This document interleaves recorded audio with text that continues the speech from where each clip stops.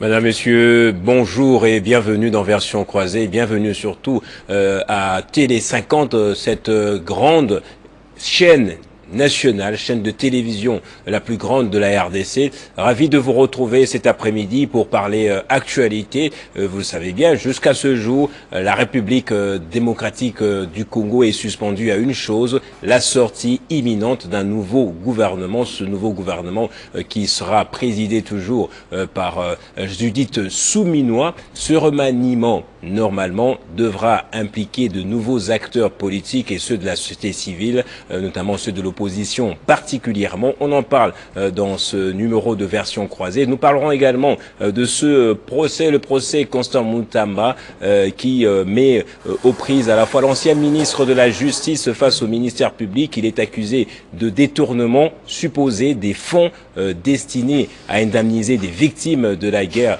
entre le Rwanda et l'Ouganda. Ce fonds détenu et géré par le FRIVAO aurait été justement réorienté ailleurs par le ministre Constant Mutamba. Deux invités pour en parler. Faustin Chimanga du LGD est à ma gauche. Bienvenue à vous et merci d'être là, Faustin. Merci beaucoup pour votre invitation.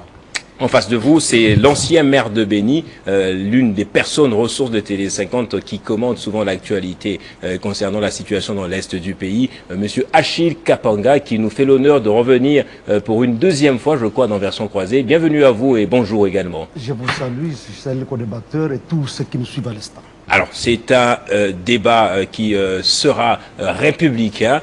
On a en face un jeune qui va se confronter à un vieux, je vais l'appeler comme ça. Tout est équilibré. Un acteur politique, membre d'un parti politique et un ancien gestionnaire également. L'un est de l'opposition, Monsieur Kapanga, bien qu'il ne l'avoue toujours pas. Je peux comprendre dans ses analyses qui n'est pas, en tout cas, un opposant au pouvoir en place. On en débat, on parle dans cette Version Croisée. Faustin Chimanga, il y a cette grande surprise d'abord récemment de voir la réapparition ou la vérité sur le lieu où se trouve Matata Pognon.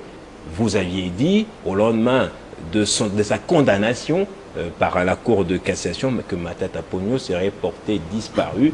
On a cru qu'il était arrêté quelque part dans les geôles, soit des services des renseignements ou encore à la prison de Makala, mais il n'en était pas question. Finalement, vous avez dit la vérité, Matata Pognon est en exil, mais sans divulguer le lieu où il se trouverait. À quoi on assiste maintenant avec le LGD? Mais écoutez, le peuple congolais est soulagé parce que son leader, Matata Pognon, qu'on a cru porter disparu, il a repris contact avec son parti politique. Il a appelé le secrétaire général Franklin Chamala pour lui dire et le rassurer qu'il est bel et bien en vie et en sécurité. Comment appeler cette stratégie? Ça nous a soulagés. Cette stratégie où on disparaît d'abord des radars et puis on réapparaît. On n'était pas recherché ni par la famille. La famille peut-être l'a recherché, mais on n'était pas recherché par les services judiciaires qui l'ont condamné. On n'a même pas vu un mandat de recherche pour lui. Mais je ne sais pas pourquoi vous dites que ça serait une stratégie. Matata Pognon, ancien Premier ministre, il n'a pas besoin de faire une stratégie de disparition. C'est quelqu'un qui est connu et reconnu partout dans le monde. S'il était quelque part, on l'aurait su. Mais maintenant qu'il nous a dit, et il nous a rassuré qu'il est en sécurité et en vie, nous sommes soulagés. Mais il n'a pas encore pris la parole pour nous dire exactement où il se trouve, où il a choisi d'être en exil. Aujourd'hui, c'est un soulagement de savoir que Matata Pognon est en vie et ça rassure les peuples congolais qui l'ont cherché avec nous. Notre parti politique a mené des recherches. Nous avons sillonné les tours des prisons connues de Kinshasa. Nous n'avons pas pu localiser à ce moment-là Matata Pognon. C'est comme ça qu'on avait émis un communiqué pour signaler la disparition de Matata Pognon. Aujourd'hui qu'il a repris contact avec son parti politique, ça nous rassure et ça nous permet de comprendre que le pouvoir qui l'a poussé à l'exil devrait rectifier le tir et permettre à ce que les Congolais qui sont aujourd'hui exilés puissent revenir dans leur pays, dans les conditions qui pourront permettre à ce qu'ils continuent à servir leur pays. Parce que Matata Pognon, c'est un ancien Premier ministre, il a servi ses pays, il est toujours dans l'optique où il peut être appelé à tout moment par la République parce qu'il est en train de servir cette République-là. Achille Kapanga, vous avez été maire, c'est-à-dire maire d'une entité, maire d'une ville. Il y avait des instances judiciaires qui étaient sous votre juridiction, mais ça sans être sous votre tutelle directement. Vous êtes avocat également. Comment comprendre une telle disparition d'un acteur politique de premier plan comme Matata Ponyo sans que ça fasse des émules au sein du pouvoir, au sein du régime, et il y réapparaît aussi. Il n'y a rien qui se dit par après. Qu'est-ce que ça vous inspire tout ça? Bon, au fait, moi je pense que il faut d'abord comprendre quelque chose de tout ça. Matata Ponyo a été condamné.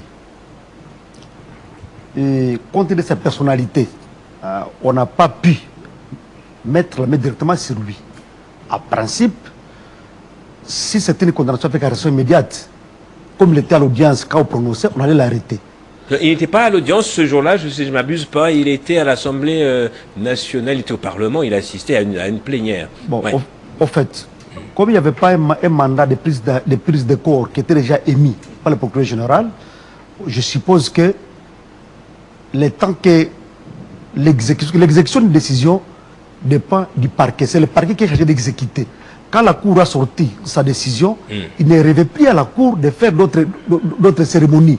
En principe, c'est le parquet qui doit émettre un mandat de prise de corps. Là, vous parlez en juriste, en fait, en avocat. Mais j'aimerais que vous parliez en politicien aussi. C'est là où je suis en train d'aller. Oui, pour nous analyser un peu les dessous des cartes. Sur le plan politique, depuis que le procès a existé, on a assisté à beaucoup de situations à caractère politique. Le parti LGD lui-même, qui qualifiait le procès de politique, tantôt empoisonnement, il y a eu beaucoup d'histoires qui ont entouré ce procès. Et Matata, en tant que stratège, il a compris que non, si je reste encore ici, c'est la prison. La prison n'est pas bonne, surtout en RDC. Même partout au monde, la prison n'a jamais été bonne. Voilà pourquoi il a fallu prendre une distance. Et comme il a eu la chance de réussir à sortir du pays, moi je peux dire que il est déjà parti, mais la condamnation là reste toujours là. Politiquement, maintenant, il faut que les gens jouent avec ce qu'on a appelé dialogue et consort. Est-ce qu'on peut obtenir quelque chose? Politiquement parlant, Achille Kapanga, c'était une stratégie bonne. A-t-elle réussi ou ça aurait été mieux qu'il reste et accepter d'être condamné, par exemple? Moi, je vous dis, en RDC, il ne faut pas souhaiter rester en prison. Nous qui sommes avocats, des fois, nous pensons voir le prévenir, le condamner. Vous sentez qu'il y a une autre vie. Ce n'est pas la vie que nous voyons. Là, il y a une autre vie. La misère, le calvaire, tout est là. Bon, et surtout quand il s'agit d'une question politique, bon, les gens ont toujours peur. Qu'est-ce qui peut m'arriver de ma prison? Est-ce que je suis en sécurité ici? En tant qu'un ancien candidat pour la République, qu'est-ce qui peut m'arriver de mer? Tous ces contours-là peuvent créer la peur dans quelqu'un. Et moi, comme il a réussi à quitter le pays, il a réussi son coup, mais la condamnation est toujours là, puisque le fait de partir n'a pas effacé la condamnation. Voilà pourquoi, comme je suis en face des membres de son parti, il faut maintenant que le parti mène les démarches avec son entrée d'appeler peut-être alléger, dialoguer, consort. Est-ce qu'il y a lieu que les dossiers soient aussi inscrits au calendrier pour avoir des solutions? Pour amnistier ou donner des grâces présidentielles à des gens comme Matata Ponyo, si le parti réussit à bien négocier, ça peut être aussi parmi les dossiers qui pourraient être traités les cas échéants. Alors, Faustin Chimanga, ce qu'on n'arrive pas à comprendre, Matata Ponyo est présenté comme quelqu'un d'orthodoxe, comme quelqu'un qui respecte l'état de droit, un leader qui aime la gouvernance et le développement. Comment expliquer qu'il a échappé à la justice de son pays? Quelle bonne gouvernance va-t-il implémenter, mettre en place quand il sera encore une fois en train de gérer la République? Heureusement que vous dites encore une fois, parce qu'il va y arriver, il va présider ce pays, nous le croyons, nous en tant que son parti politique, nous croyons qu'il va présider ce pays. Il est attaché à la bonne gouvernance et au leadership de qualité, il n'a pas changé le fusil d'épaule. Il est attaché à l'esprit de justice, et cet esprit de justice devrait conduire les instances judiciaires. Mais ce que nous avons vécu avec l'affaire Matata Ponyo Mapon, ce n'est pas la justice. Parce que j'ai cru entendre l'ancien maire de Béni, parce que vous l'avez présenté comme tel, dire que ces procès, ils devraient soit affronter les sanctions qui ont été données, des sanctions politiques, hein, je préfère dire que ce n'était pas une décision. De la Cour, justement. C'est une sanction politique parce que dans un monde idéal, les juristes sont en train de convenir avec moi en suivant cette émission que Matata Ponyo Mapon ne devrait pas être condamné dans les conditions que la loi est en train de conduire aujourd'hui. Dans ces conditions, Matata Ponyo Mapon ne pouvait pas être condamné. Matata Ponyo Mapon a été condamné par une volonté politique. Pas parce que la loi le permettait, parce qu'il y avait une volonté politique. Au temps venu, nous allons peut-être faire une émission pour justement nous atteler sur cette fameuse condamnation. Parce que même si condamnation... Avant qu'on parle de la condamnation, on a épilogué sur ça à plusieurs reprises, vous et moi, ici. Mais il y a des questions qui sont encore pendantes, là, qui méritent des réponses. Faustin Chimanga, mais vous savez comment on appelle une personne qui fuit l'incarcération, qui fuit la justice? Non, mais Matata Ponyo Mapon... Matata Ponyo... Non, pas du tout. Vous aimeriez qu'on lui colle ce qualificatif-là de fugitif, d'évadé de justice? Non, mais en tout cas, on aurait bien voulu que la justice ne soit pas déclarée malade. Et ce n'est pas moi qui a déclaré la justice malade, c'est le premier commandant suprême et c'est lui qui gère la République actuellement. Il a déclaré la justice malade. Et la justice qui est malade a condamné Matata Ponyo Mapon pour une volonté politique. Et je vais peut-être en venir dans une minute. Matata Ponyo Mapon a, selon la Cour constitutionnelle, été condamné à 10 ans de travaux forcés. Pendant que la Constitution interdit quiconque de pouvoir être condamné aux travaux forcés. Donc déjà la peine est illégale. Il ne peut pas être incarcéré pour une peine qu'il ne peut pas faire. Parce que Matata Ponyo Mapon condamné aux travaux forcés et le code pénal est clair que les travaux forcés ne peuvent pas être assimilés à une peine de prison. Donc, légalement, Matata Ponyo Mapon ne pouvait pas faire de la prison. Je pense que notre très cher ancien maire et avocat, il peut bien... Achille Kapang à vouloir bien réagir à chaud à ce que vous venez de dire. Allez-y, maître. Oui, moi, je pense que même si nous allons commenter une décision de justice par ce point d'une cour de cassation, on perd le temps. Ce n'est pas nous qui allons changer cette décision-là. Moi, j'avais posé juste une question ici. Est-ce que le projet Bukangalonjo avait existé? Oui. Il avait réussi, oui ou non? S'il a réussi, où sommes-nous avec les résultats? S'il a échoué, pourquoi et quels en sont les auteurs? Si on doit quand même examiner l'échec des projets, ce n'est pas la politique. Parce que les Congolais qui attendaient de ces projets des fruits n'en ont pas eu. Ils n'en ont pas eu. Voilà pourquoi je pense que si on peut chercher à savoir qui sont les auteurs de l'échec, ce n'est pas de la politique. Ça, c'est chercher les droits, chercher la justice. Peu importe les autres formes qu'il y en a eu, mais moi, en tant que juriste, en tant que politique, je pense que ce qui est important aujourd'hui, c'est quoi? Il y a déjà une décision. Mais on ne peut pas faire porter le chapeau à quelqu'un juste parce qu'il y a eu un projet qui n'avait pas abouti à quelque chose. Les enquêtes ont eu lieu, la Cour a fait son travail. En tant que juriste, je ne peux pas commenter une décision qui est déjà donnée par une Cour de cassation. Si la politique y en a eu, je demande aux amis de Matata Ponyo de rentrer à la même voie politique pour avoir l'amnistie qu'on sort. Parce qu'on parle des procès politiques. Supposons que la décision est politique, acceptons. Alors que les mêmes partis utilisent les voies politiques pour maintenant revoir la décision là. Mais moi je pense que ce qui est important aujourd'hui c'est quoi? C'est de voir comment aider Matata Ponyo à obtenir soit l'amnistie ou... Voilà, Faustin Chimanga a dit également que la condamnation à 10 ans de travaux forcés est une condamnation invalide à ce jour au regard de nos lois. Votre réaction? Moi, je pense que je ne suis pas plus spécialiste que les hauts magistrats de la Cour de cassation. Quand ils prononcent une décision, je pense qu'ils savent comment ils argumentent et sur quoi ils basent leurs décisions. Ce qui est important, je le répète bien qu'on va commenter 1000 fois ici, nous n'allons rien changer de cette décision de la Cour, à moins qu'il y ait des voies politiques qu'on peut emprunter pour voir comment obtenir ce que j'appelle l'amnistie ou bien grâce présidentielle. Alors, il y a ces questions dont je parlais tout à l'heure, dont se posent justement, que se posent plutôt les Congolais en ce moment. Comment a-t-il fait pour quitter le pays? Non, mais peut-être que vous avez l'information. Je me pose la question, l'autre question, où se trouve-t-il en ce moment? Quel est ce pays qui lui a accordé cet exil et par quels moyens, dans quelles conditions? Ce sont des questions légitimes que bien sûr, on va y répondre légitimement d'ailleurs. À ce stade, son parti politique ne sait pas où il se trouve exactement. Nous avons juste l'assurance qu'il est bel et bien en vie et en sécurité. Pour sa sécurité, il n'a pas encore dit à son parti politique où il se trouve précisément. Mais nous sommes soulagés de savoir qu'il est en vie.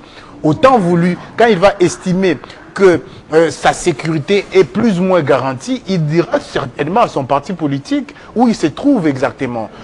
Au stade où nous parlons, Matata Ponyo Mapon est en vie, il est en sécurité, mais son parti politique ne connaît pas dans quel pays il se trouve, ou dans quelle île il se trouve, ou dans quelle ville il se trouve. S'il se trouve, il est peut-être en RDC ou ailleurs, mais on peut affirmer sur ces plateaux aujourd'hui qu'il est en vie, mais nous ne pouvons pas dire aux Congolais aujourd'hui exactement où il se trouve parce que nous ne le savons pas. Alors on va changer peut-être de sujet, mais c'est grave ce que vous dites. Hein. Ne pas savoir où se trouve Matata Ponyo, s'il vous a téléphoné, la moindre des choses c'est de voir l'indicatif du pays où il se trouve. Non mais il a téléphoné avec un numéro masqué, le secrétaire général l'a dit. À moins que ça reste encore une autre stratégie politique dont le dénouement sera quoi? Le dénouement, c'est quoi? Mais écoutez, attendre à ce que le dialogue soit mis en place, mais pour le moment on n'est pas encore arrivé au dialogue. On va attendre à la sortie, attendre plutôt la sortie d'un nouveau gouvernement. Mais vous savez, notre très cher compatriote avec qui nous partageons le plateau ce soir ou ce matin, ça dépend de l'heure à laquelle on nous suit, ouais. Mais vous savez, il est conscient que la justice n'a pas fait justice ou il n'a pas fait œuvre utile dans l'affaire Boukanga Lonzo. Parce qu'il a posé une bonne question. Je ne veux pas la laisser pendante comme ça. S'il faut interroger pourquoi le projet a échoué, ce n'est pas le Premier ministre. C'est plutôt les gestionnaires du parc agro-industriel de Boukanga Lonzo qu'il faut interroger.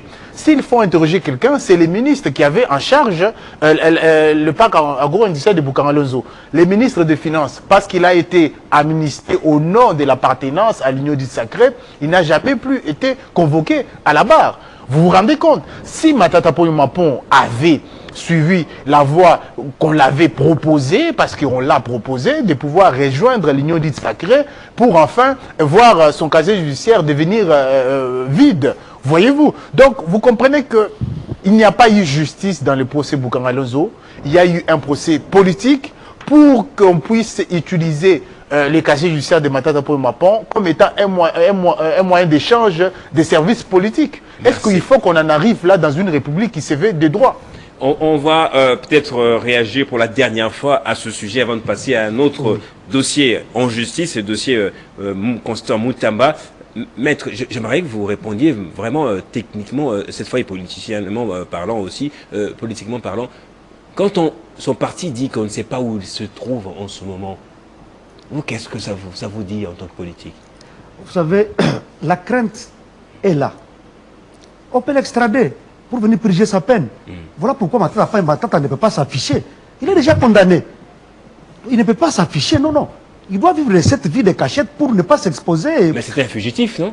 C'est pas une sorte d'invective dire que c'est un fugitif, un évadé de justice. Évadé s'il était déjà en prison. Okay. Là, il a fouillé avant qu'il n'entre en prison. Ouais. Il ne peut pas s'exposer.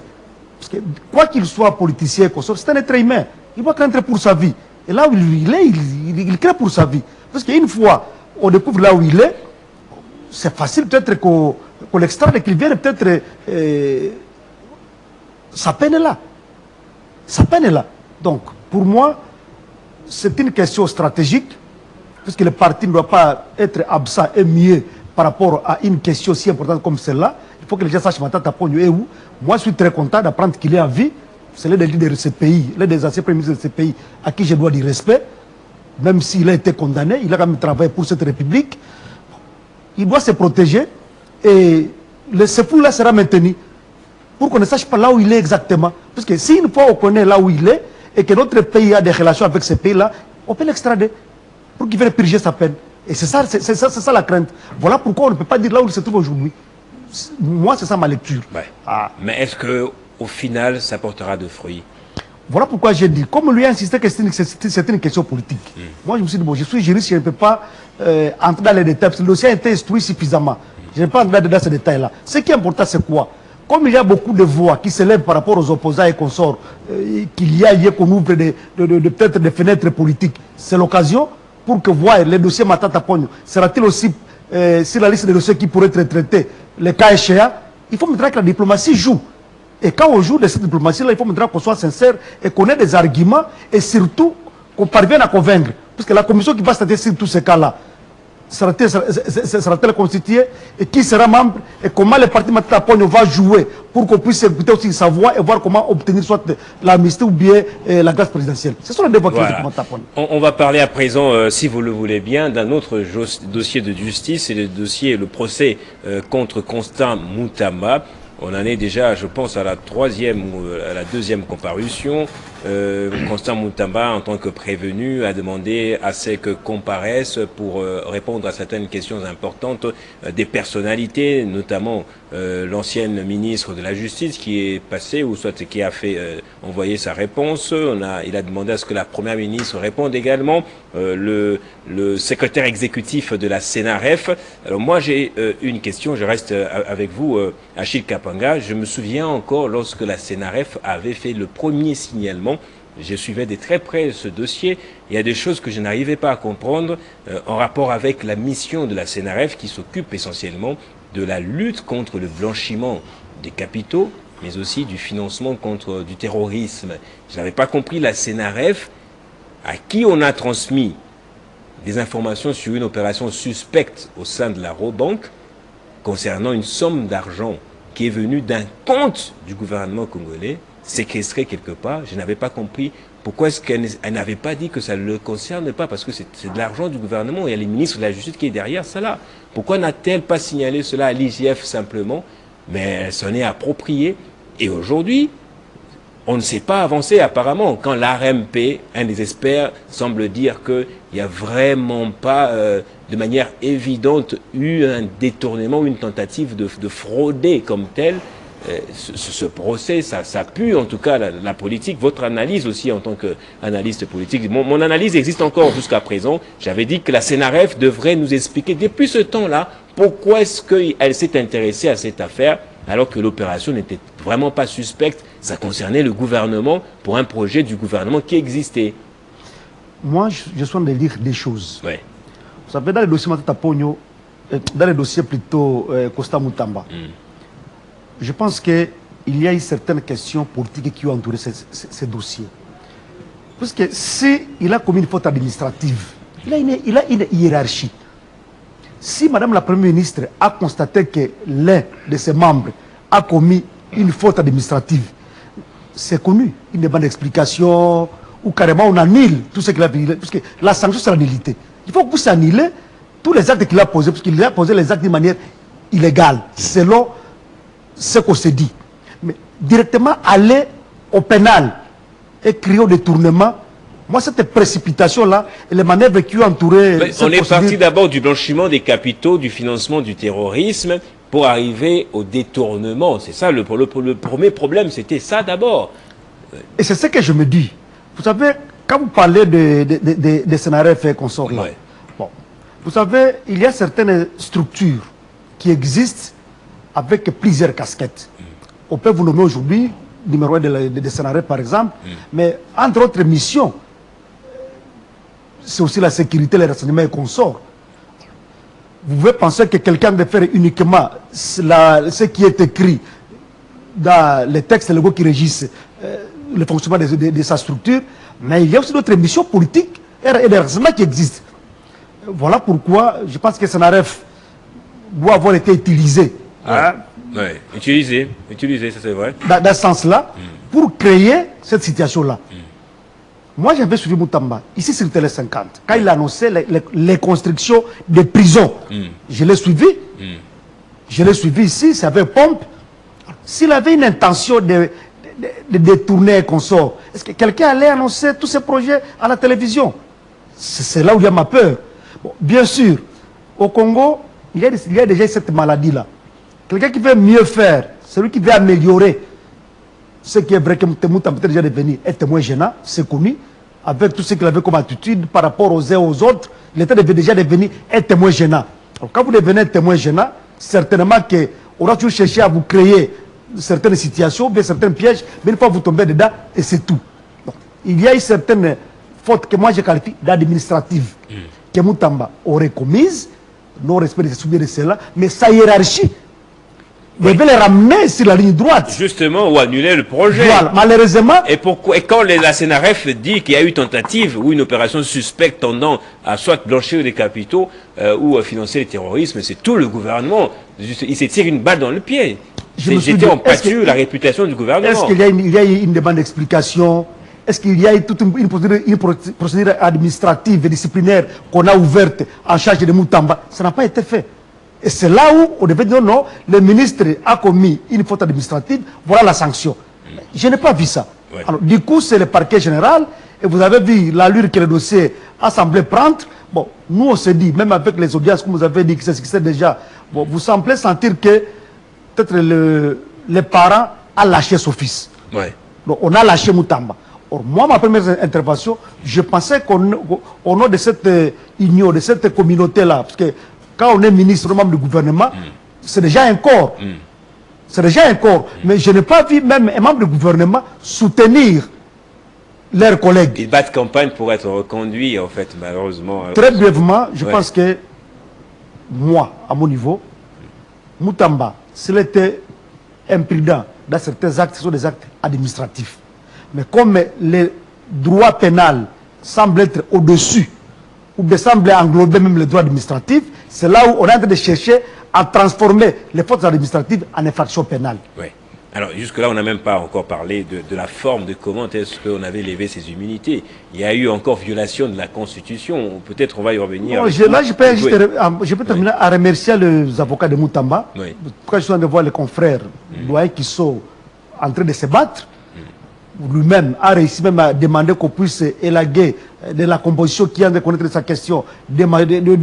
Il a récusé de juges, oui, ça c'est vrai. Toute cette question-là montre que le dossier Moutamba, c'est un témoin gênant qu'on veut peut-être mettre hors d'état de nuire. C'est l'une des lectures que moi je préfère. Alors, Faustin Tshimanga, vous n'allez pas faire aujourd'hui la défense pour Constant Moutamba, ça je le sais. Mais est-ce que vous ne voyez pas que ce procès avoir un air de déjà vu ou ressembler à ce que Matata Ponyo a connu, a vécu dans ce pays ici avant qu'il parte en exil? Mais vous le savez, ceux qui nous suivent peuvent tout de suite comprendre et nous donner raison sur tous les passages médias qu'on a fait depuis près de 3 ans maintenant, quand on disait que la justice est effectivement malade, elle est à la solde de la volonté politique. On le disait pour Matata Ponyo Mapom, aujourd'hui on est dans un cas Moutamba où nous avons l'impression qu'ils sont en train de subir la même chose que Matata Ponyo Mapom. Je ne veux pas dire à chaque chose malheur est bon, mais il faudrait plutôt interroger la structure républicaine sur laquelle nous sommes en train de déposer les praxis politiques. Si on ne rectifie pas les tirs, pour se dire, il faut que les droits reviennent sur la ligne de la justice. Parce qu'aujourd'hui, les droits n'est pas sur la ligne de la justice, à notre sens. Nous allons détruire ces pays parce que le rempart de la République, c'est ces lois. Si ces lois sont bafouées, j'allais dire à tout va, nous allons nous retrouver dans une République quasiment par terre. Si on voit le cas Moutamba, c'est vrai, vous allez dire, dans ma position politique, je ne veux pas le défendre. Mais en même temps, ceux qui sont attachés au droit, il faut même, s'il y a quelqu'un qui est présumé innocent, il faut lui donner les moyens de pouvoir se défendre pour que seule la justice, la vraie, puisse permettre à ce que nous puissions avoir des éclaircissements sur un dossier. Quel est votre commentaire justement par rapport à toutes ces différentes comparutions, les interventions à la fois, on va les considérer des virulentes de Constant Moutamba à l'endroit des juges qui sont supposés être honorables aussi? Mais vous savez, honoré par ailleurs. Mais vous savez, le ministre de la Justice savait pertinemment, et même quand nous on le disait, que la justice était malade, il avait semblé, parce qu'il a fait semblant de faire des états généraux de la justice, qu'il pouvait améliorer quelque chose. Aujourd'hui, il est de l'autre côté de la barre, il va peut-être se rendre compte du travail qu'il a réellement fait ou pas. Si 2 juges peuvent être récusés, il faut déjà se poser la question, est-ce que à la fin du procès, on ne va pas récuser plusieurs magistrats? Et cela pose question. Aujourd'hui, même les parents qui vont bientôt inscrire leurs enfants qui viennent d'avoir leur diplôme d'examen d'État, ils vont se poser la question à 2 fois avant d'autoriser les enfants d'aller choisir la faculté des droits. Parce qu'ils vont se dire, pourquoi aller faire les droits pour condamner les innocents comme Matata Ponyomampon, par exemple. Voyez-vous? Donc, il y a des innocents qui sont condamnés, mais il y a les coupables qu'on considère comme étant les pères de famille qu'on laisse en liberté. Voyez-vous? Si vous êtes dans un côté politique ou dans une posture politique favorable à ceux qui sont gouvernants, vous êtes amnistié de tout péché politique parce que vous êtes membre d'une famille politique qui est au pouvoir. Et aujourd'hui, Moutamba, qui s'est présenté hier comme étant de l'opposition, parce qu'il a voulu être ministre, il se rend compte que des fois, il faut garder la lucidité. Parce que si on n'est pas lucide dans une certaine mesure, on va voir une situation comme celle qui lui arrive aujourd'hui, lui sauter aux yeux. Pourquoi? Parce que, vous savez, il ne faut pas s'attacher au texte seulement, il faut s'attacher à l'esprit des textes. Je ne veux pas là évoquer Montesquieu pour dire qu'il faut qu'il y ait l'esprit des lois qui est en phase avec les lois. Vous ne pouvez pas vous dire, pour le procès Boukangalonzo, on va torpiller les droits et créer des jurisprudences qui vont desservir la République et penser que la République va avancer comme ça. Ceux qui suivent ce procès en direct sur le lien sur YouTube, etc., pensent que Constant Moutamba pousse un peu le bouchon trop loin en répondant du tac au tac au juge. Vous ne craignez pas, vous, là aussi, un outrage au magistrat ou à l'audience, que ça se retourne contre lui, ou c'est une stratégie que vous pensez qui pourrait porter des fruits? Bon, ce qui est vrai que Moutamba est dessus. Il est dessus et ça crée la nervosité. Vous étiez ministre d'État de la Justice, vous êtes en train de donner certaines orientations, même certaines injonctions que vous voyez régulièrement. Bon, aujourd'hui, on vous traîne. Psychologiquement, ça peut toucher tout être humain.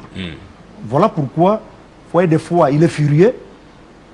Mais moi, je pense que ce que je peux donner comme conseil, c'est l'apaisement.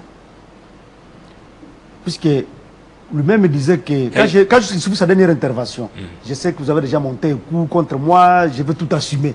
Bon, devant les juges, ça sert à rien. Même si vous les qualifiez de ce que vous pouvez faire, cela ne peut pas réussir à renverser ce qui est déjà prévu. Et si les fractures effectivement existent, on doit tout demander qu'on puisse coopérer avec la justice. Pour rechercher les mesures atténuantes, c'est ça?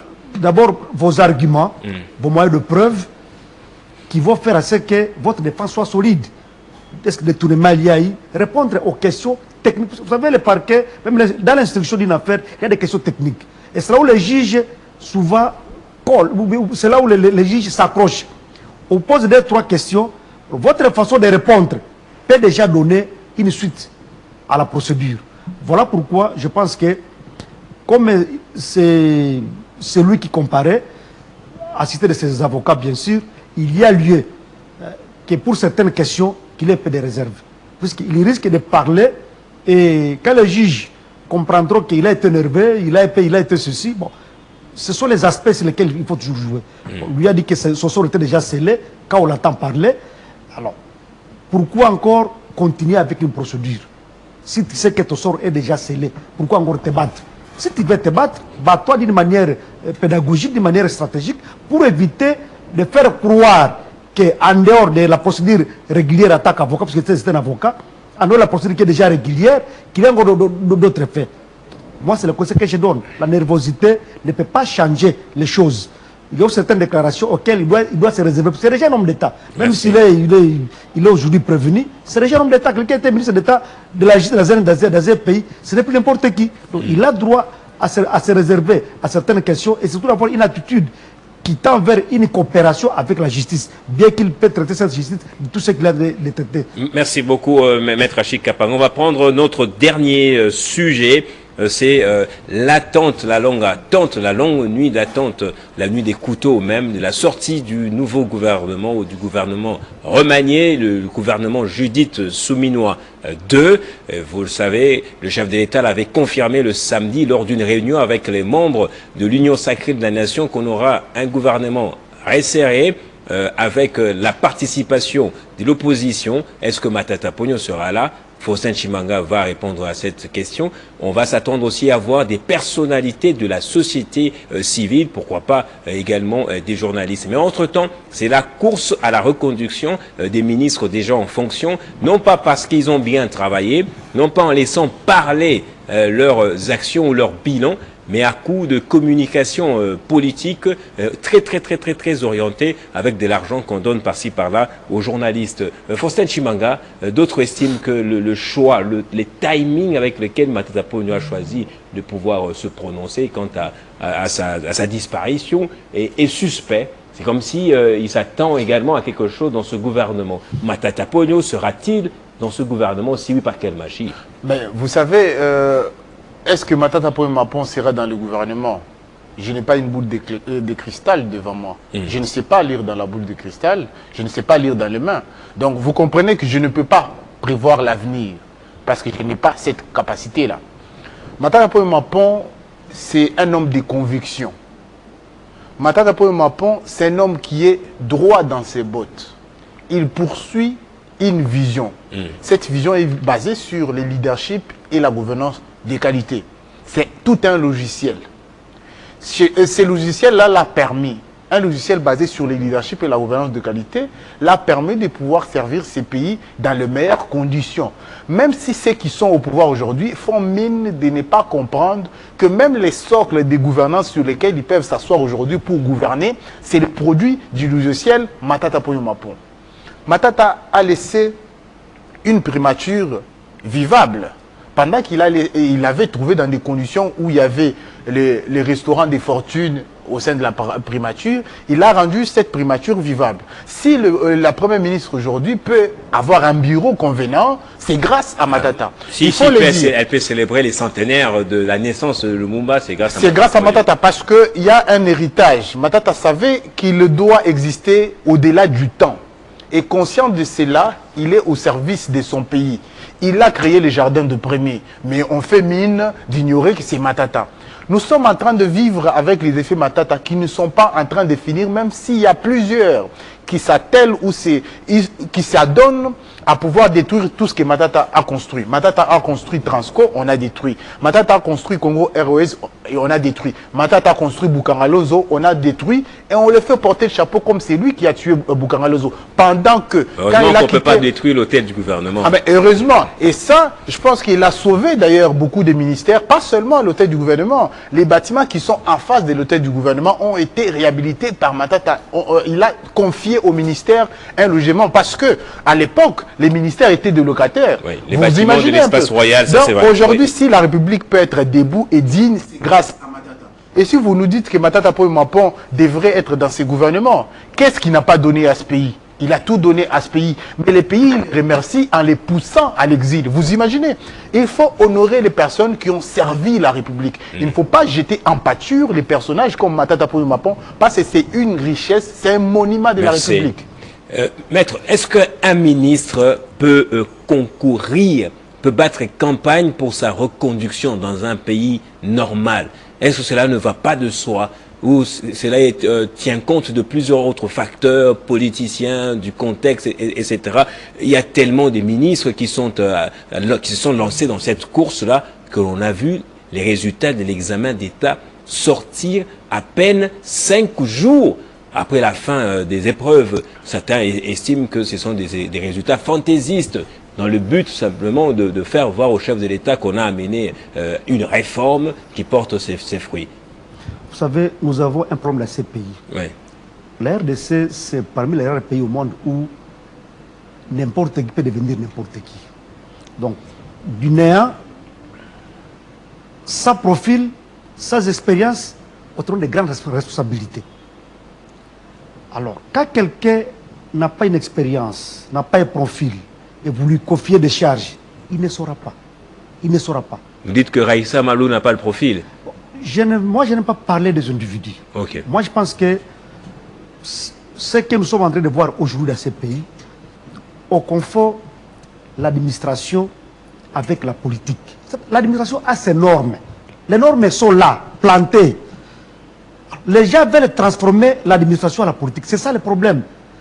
Un exemple simple. prenons la ministre de la Jeunesse, par exemple. Est-ce que vraiment, vous l'avez vu avec le général Kassonga qui s'occupe de SN, du service national. Du service national. Oui. Or, cette dame-là devait être avec le général pour récupérer tout ce que nous allons former, créer des centres de formation professionnelle. Même vous avez même déjà vu une réunion entre ces deux personnalités. Jamais. On est limité juste, je suis déjà ministre, mes amis sont venus de l'Europe, ils m'entourent, on se limite à ça. Or, la jeunesse à Kinshasa a besoin d'un encadrement. Aucun projet. Les centres de formation professionnelle devaient être renforcés. Beaucoup de cas. Le ministre de l'Agriculture, par exemple. Moi, ça me fait mal de fois au cœur quand quelqu'un me dit non, nous sommes contents puisque le prix des chachars a baissé, le prix du riz a baissé. C'est quel raisonnement ça? On devait se dire, nous avons produit quoi par rapport à tout ce que nous avons comme terre, arable et consorts. Notre productivité, nous sommes à combien de tonnes? Comment nous serions toujours en train de réfléchir ce qui vient de l'extérieur alors que chez nous ne voulons pas produire? Donc, moi, je pense que un autre aspect très important, c'est que tous ces ministres ont fait beaucoup de bruit. Ce sont les ministres qui ne connaissent pas leur travail. Et malheureusement, dans ces pays, on venons ministres, non pas pour servir le pays, mais pour vous servir. Et c'est ça le danger. Et là, il y a maintenant un aspect très important. C'est avec le Parlement. Après, ces ministres-là, même s'ils sont nommés, ils sont contrôlés par le Parlement. Est-ce que le Parlement fait réellement son travail? Combien de ministres ont été éjectés? Quand vous voulez même initier des motions contre tel ministre, tel autre ministre, comment ça se joue au Parlement? Le peuple va gagner quoi dans tout ça? Les sécurités à l'Est, qu'est-ce qui a changé? Je l'ai même dit dernièrement, nous avons un inspecteur général des FARDC, mais c'est un fort. Vous avez déjà vu une inspection des FARDC active pour donner de la matière à l'auditorat général que non, voilà, j'étais sur le terrain, les officiers n'ont pas bien travaillé, les militaires ne sont pas bien encadrés, ils ne mangent pas bien, voilà les résultats et voilà les auteurs sanctionnés. Je pense que même si on peut parler remaniement, si on ne sait pas respecter les textes légaux qui régissent notre République, si on ne sait pas mettre les gens qui ont des profils, si on met là-bas les gens qui ne vont là que pour leurs intérêts, remaniement ne vaudra rien. Madame Soumino va rester là-bas, c'est la tête. Oui. Même si vous changez les doigts et la tête n'a pas été touchée, vous allez vous attendre à quoi? Les mêmes causes produiront toujours les mêmes effets. Voilà pourquoi je voudrais demander au chef de l'État de quitter cet aspect-là, fanatisme, de voir les personnes. Il est fanatisme de quoi, le chef de l'État? Non, non, parce qu'il y a beaucoup de gens qui viennent, comme vous entendez le dire, les gens qui ont de faire la campagne pour devenir, pour être maintenus, ou bien pour devenir ministre. De telles questions sont des questions de fanatisme. On doit mettre fin à ça. Pour devenir ministre, il faut un profil. Qui ne se laisse pas séduire. Information express, par exemple. Je voudrais terminer par ça. Vous allez revenir parler. La communication, par exemple. Pourquoi ne pas voir, même on dit que c'est politique, ils ont besoin d'une technicité. Les gens qui ont reçu comme Kassamba et consorts là, tenir ce ministère-là, ça peut faire du bon. L'expertise que Kassamba a amené, il a fait Télé 50, et si vous le mettez à ce poste ministère-là, et ne pas faire mieux. Merci beaucoup, merci beaucoup. Fossé Tshimanga, on court derrière le temps rapidement. Parlons ex-État.